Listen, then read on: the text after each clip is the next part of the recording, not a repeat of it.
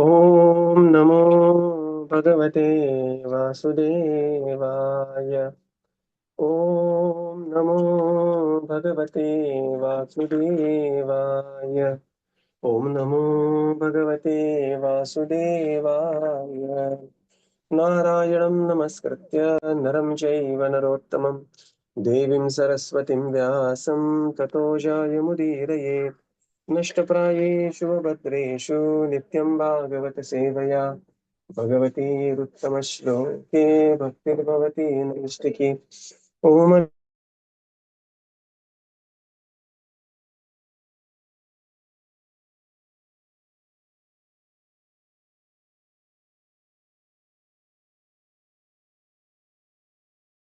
ज्ञानतिमिरन्धस्य ज्ञानाञ्जनशलाकया श्रीगुरवे नमः।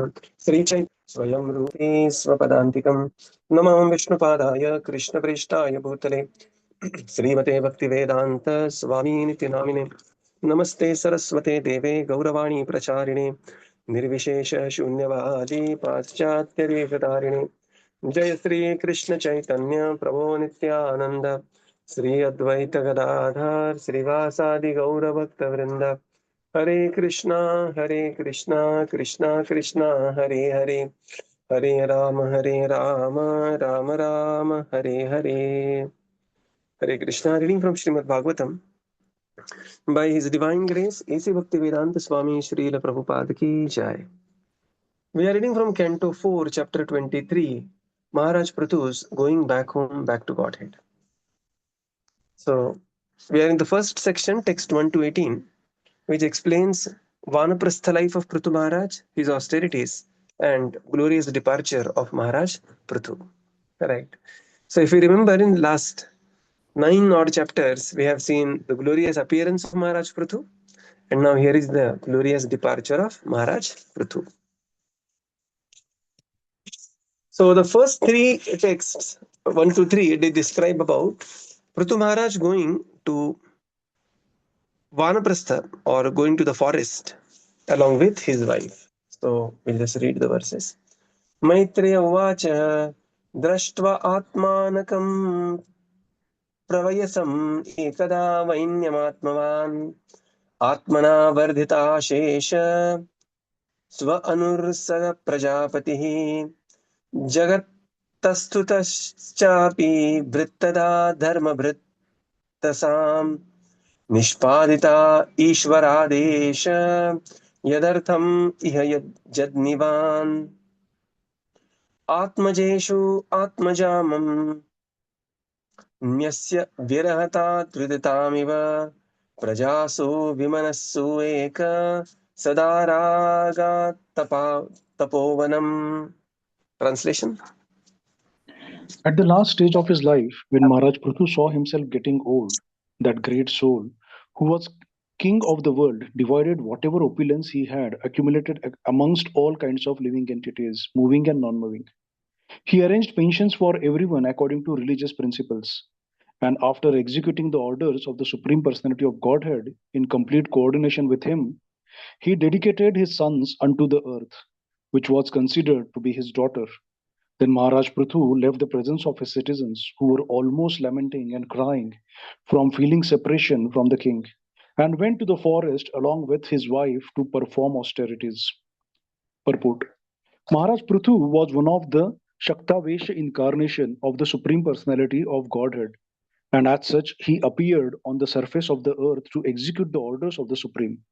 As stated in Bhagavad Gita, the Supreme Lord is the proprietor of all planets. And he is always anxious to see that in each and every planet, the living entities are happily living and executing their duties. As soon as there is some discrepancy in the execution of duties, the Lord appears on earth. As confirmed in the Bhagavad Gita 4.7, Yada yada hi dharmasya glanir bhavati bharata.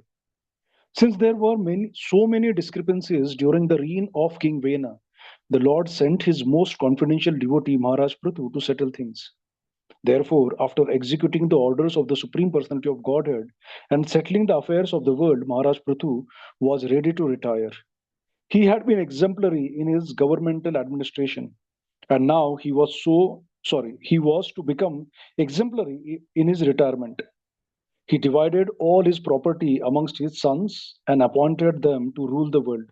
And then he went to the forest with his wife.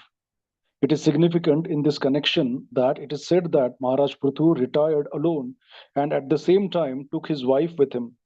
According to Vedic principles, when retiring from family life, one can take his wife with him. For the husband and wife are considered to be one unit. Thus, they can both combinedly perform austerities for liberation. This is the path that Maharaj Prithu, who was an exemplary character, followed. And this is also the way of Vedic civilization. One should not simply remain at home until the time of death, but should separate from family life at a timely moment and prepare himself to go back to Godhead.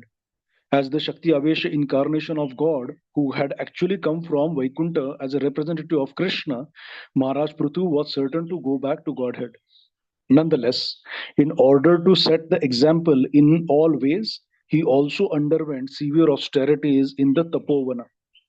It appears that in those days there were many Tapovanas, or forests especially meant for retirement and the practice of austerities.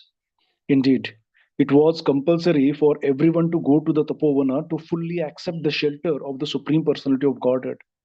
For it is very difficult to retire from family life and at the same time remain at home. Hare Krishna. Yeah. So the three texts talk about how Maharaj Prithu seeing Drishtva Atmanakam, right? Seeing himself getting old. We have seen that Maharaj Dasharath, how one day he saw one white hair and he decided that, oh, it's time now. I have to pass on the baton and I have to retire. Okay, so seeing himself, of course, the criteria in Kali Yuga is far different, right? So it is, I mean, just seeing himself, what was that seeing? Maharaj Dasharath also saw himself getting old and then he decided to retire. That great soul Mahatma Prithu was the king of the world, divided the opulence along with all kinds of living entities, not just amongst his sons, all kinds of living entities. Arranged pensions for everything according to the religious principles, and thus, and then here it is, he dedicated his sons unto earth. That earth now was so favorable to Maharaj Prithu, who considered him to be his daughter. Maharaj Prithu left in presence of citizens. Beautiful word here is Vimanaska. Okay, that Vimanaska. We can just capture the word, the how they were feeling, exact feeling of the citizens were Vimanaska. Vimanaska means completely distraught, completely distraught. Rudanti Iva, right? They were constantly crying out of separation for Maharaj Prithu. And he, while lamenting and crying, feeling separation from the king, he went to the forest along with his wife to perform austerities. So retiring timely is a very important thing. Pandavas retire timely. So, who is to say this? That one has to retire timely. This is very, very important.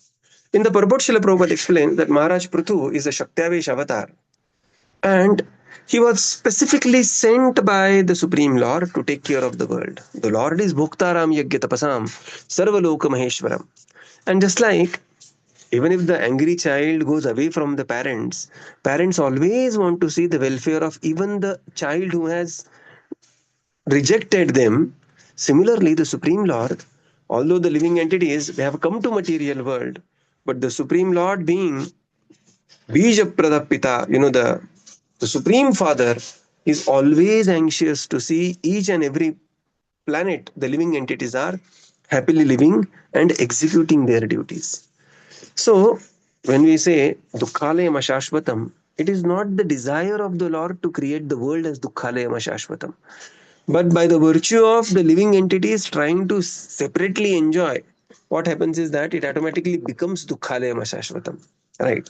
But the desire of the Lord is all living entities, wherever they are, they should be very happily, positively situated. That's why he comes. Yada yada hi dharmasya glanir bhavati bharata And sometimes he sends his empowered personalities, like in this case, Maharaj Prithu. So Maharaj Prithu, when he arrived, there was a deadly condition. Vena had just created so much of ruckus in the society. Maharaj Prithu set the things right. After executing the orders, settling the affairs, now he was ready to retire. So just like Prabhupada says here, just like Maharaj Prithu was exemplary in his administration, similarly he was exemplary in his retirement. So generally what it happens is, how we do anything is how we do everything. Generally the case. Okay. How we do anything is how we do everything. It also means that when we want to improve one activity in life, it will generally pick up everything in the life. Okay. So uh, so he was he was exemplary in this government office, and he was exemplary in retire, and now he wanted to retire alone. So decision of the retirement was Maharaj Prithu, and it was very highly cooperated by his equally qualified wife, Arci Maharani. And then they retired. And Prabhupada says this is the ideal grihastha life, that husband and wife, they retire from the family life, go to Tapovana. Prabhupada says those times it looks like there were many, many Tapovanas. The facilities were created for such retired people, and they will execute austerity. And so in the modern context, today's world, what it means is, at an appropriate age, one should come out of, the at least slowly, progressively, and when age appropriate, one should come out of the family life. What is the meaning of come out of the family life?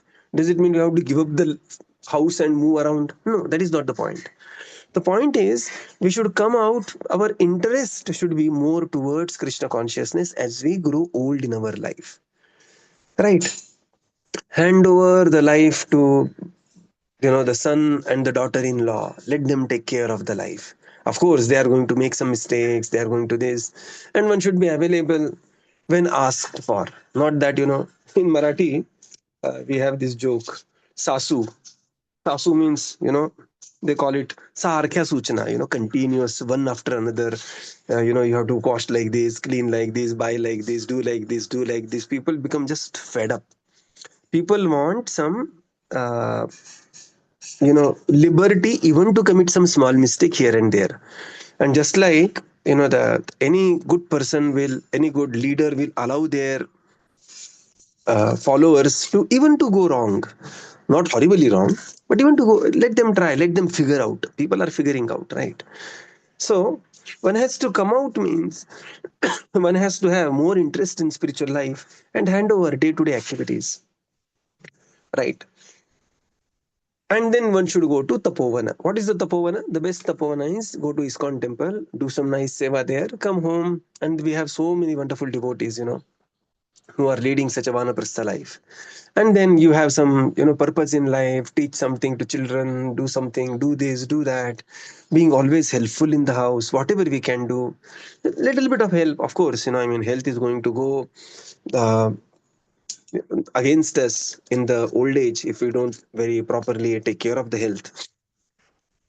So with all those things, one has to come out of the family life and go to Tapovana. So Tapovana means going to the ISKCON temple, doing some service there, you know, helping some, handling some department. We have such fantastic devotees, right? We have, parents of our Vyasacharya Prabhu, and his father is literally handling accounts of Govinda.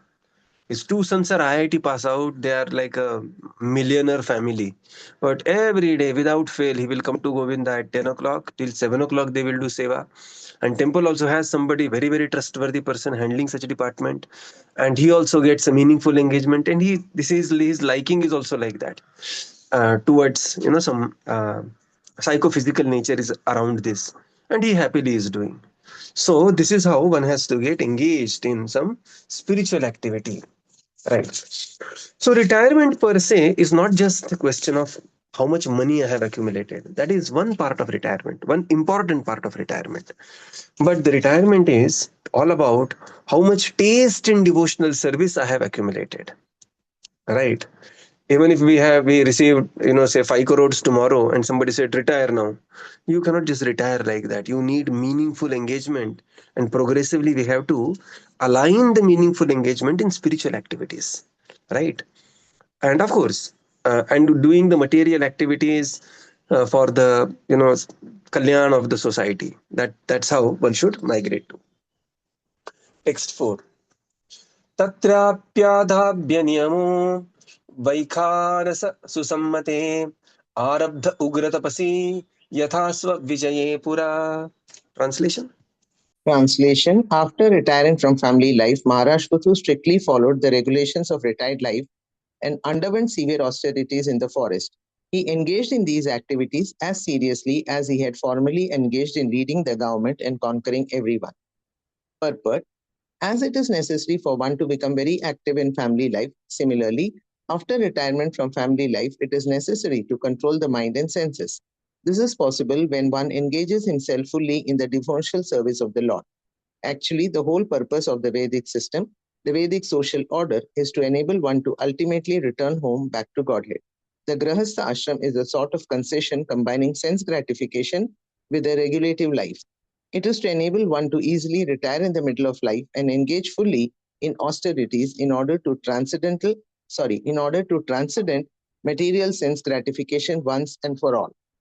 Therefore, in the Vanaprastha stage of life, Tapasya or austerity is strongly recommended.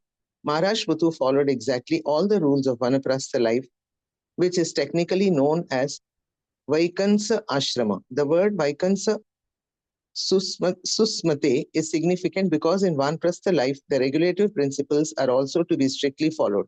In other words, Maharaj Prithu was an ideal character in every sphere of life. Mahajano yena gataha sapantaha. One should follow in the footsteps of great personalities. Thus, by following the exemplary character of Maharaj Prithu, one can become perfect in all respects while living this life or while retiring from active life. Thus, after giving up this body, one can become liberated and go back to Godhead. Hare Krishna. So Maharaj Prithu followed the regulative principles and underwent severe austerities in the forest. And just like he was as serious as a king in his government, similarly became he a very serious sadhaka in his vanaprastha life. Right.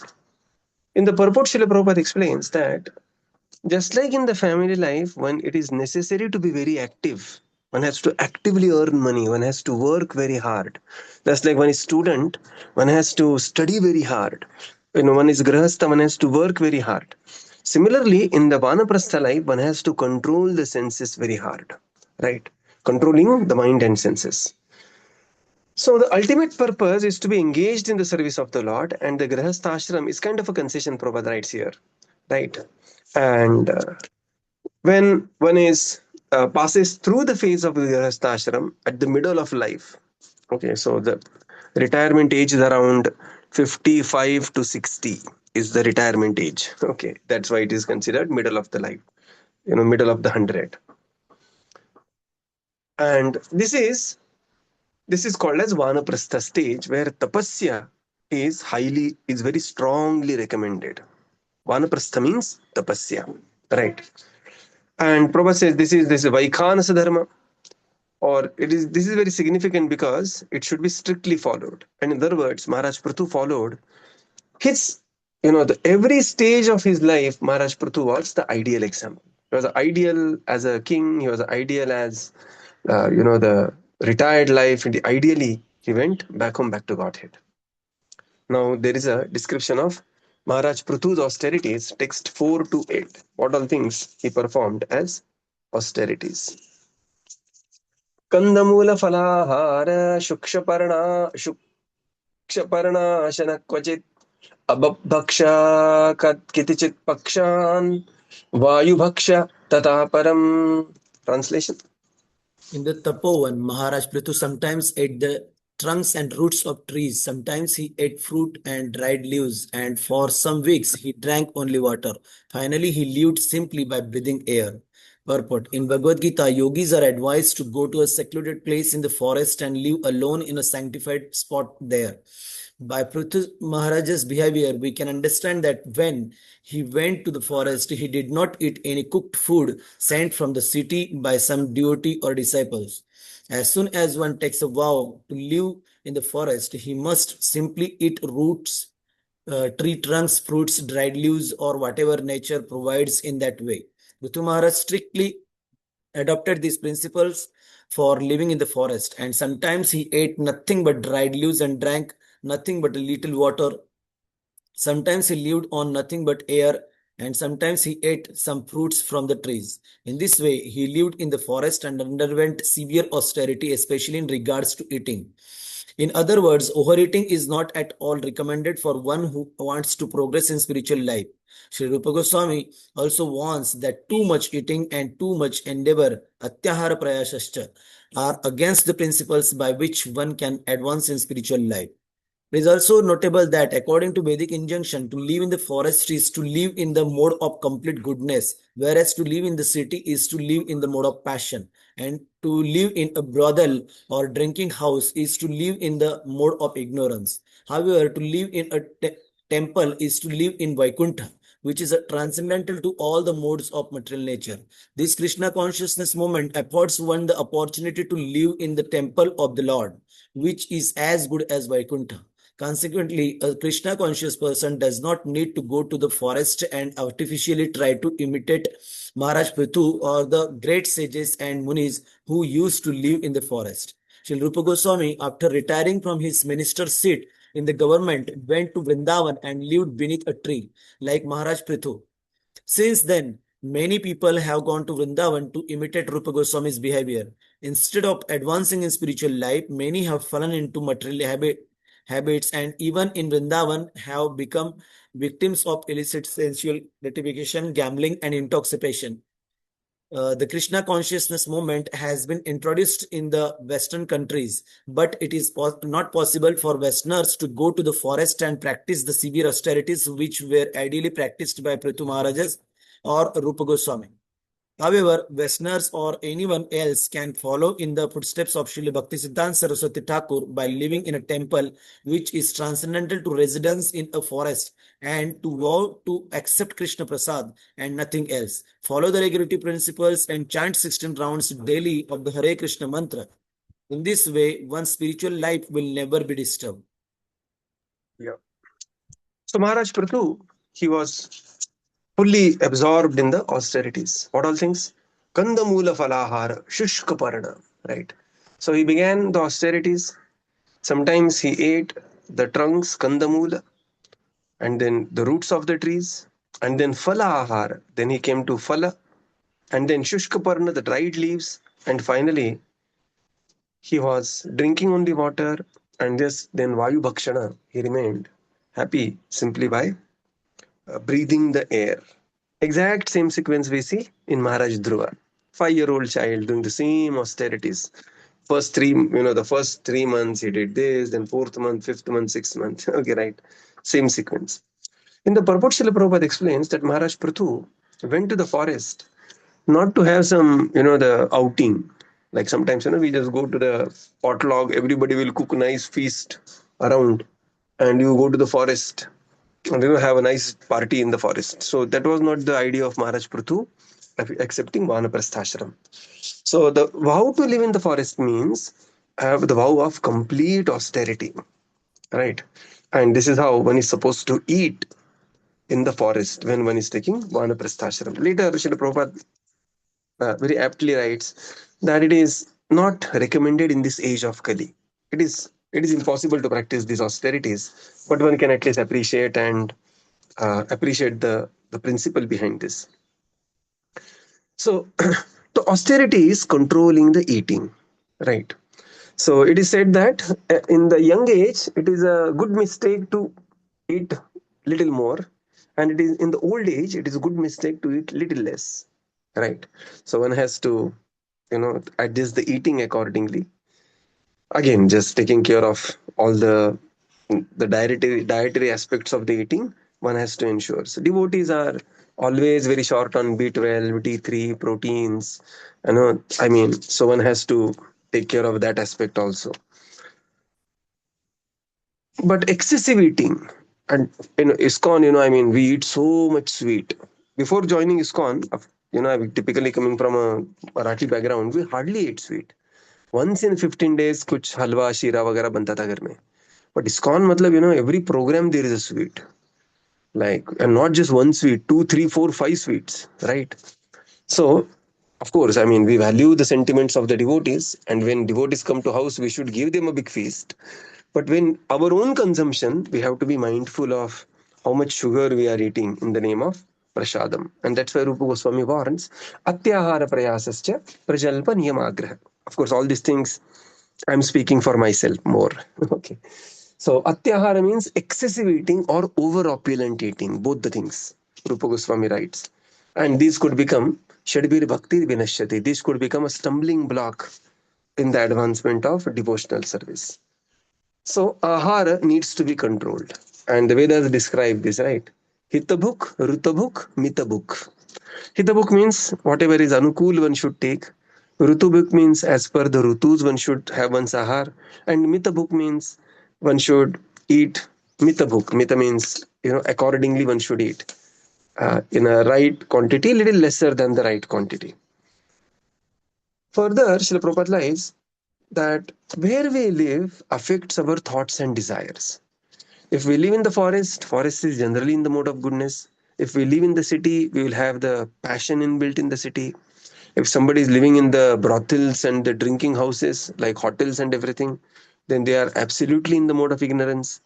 Or if one is living in the temple, of course, those times joining ISKCON means living in the temple. Okay, so that was literally 99% of the ISKCON lived in the temple. Because ISKCON was small and everybody, to become devotee means was to become a full time. Right. But since along ISKCON has evolved, but at least to live in the temple essentially means attending morning program in the temple, doing services in the temple, being around the temple, and being available for the temple services, and ultimately making one's house also in the temple. Okay. So eating matters, living also matters. And Prabhupada says, therefore, we have to live in the temple or make our house in the temple. And if with this understanding, consequently, a Krishna conscious devotee, there is no need to go to the forest, like it was practiced by Prithu Maharaja and other great sages. Even Rupa Goswami practiced this. Rupa Goswami retired from his job, Rupa and Sanatana Goswami, and went to the forest of Vrindavan every day living under a different tree. And Prabhupada says, looking at them, many people wanted to imitate their activities. And they also went to Vrindavan, they also living under the tree, but very soon they just fell prey to the senses and just got involved in breaking all four regulative principles and just becoming a rogue in the name of the mendicant. So such Markata Vairagya is very strongly rejected on the path of devotional service. So in this age, practically, Prabhupada says that ISKCON is started for Westerners and Paschatya Deshatarine. And literally the whole world is now Western world. If you see the language, mindset, the lifestyle, everything. So for the modern person, it is impossible to go to the forest and have such severe austerities. So what is recommended is living in the temple, living near the temple, making one's house in the temple. Right. And then one can actually transcend and participate. Follow the regulative principles, chant 16 rounds of Hare Krishna Mahamantra daily, and engaged in the service of the Supreme Lord, and patiently contributing to the spiritual upliftment of the society, and waiting for the destined time that is, chosen by the Supreme Lord. And this is how one can advance in one's life, and especially Vanaprastha life. So we will conclude here and continue tomorrow. Srila Prabhupada ki jai, Jai. Gaura Bhakta Vrinda ki jai. Thank you, Prabhupada. Thank you, everyone. Hare Krishna. Thank you. Thank you, Prabhupada. Thank you, Prabhuji. Thank you, everyone. Hare Krishna. Thank you, Prabhupada. Thank you, everyone. Hare Krishna. Thank you, Prabhupada. Thank you, Guruji. Hare Krishna. Thank you, Prabhu. Thank you, Prabhupada. Hare Krishna. Thank you, Prabhuji. Hare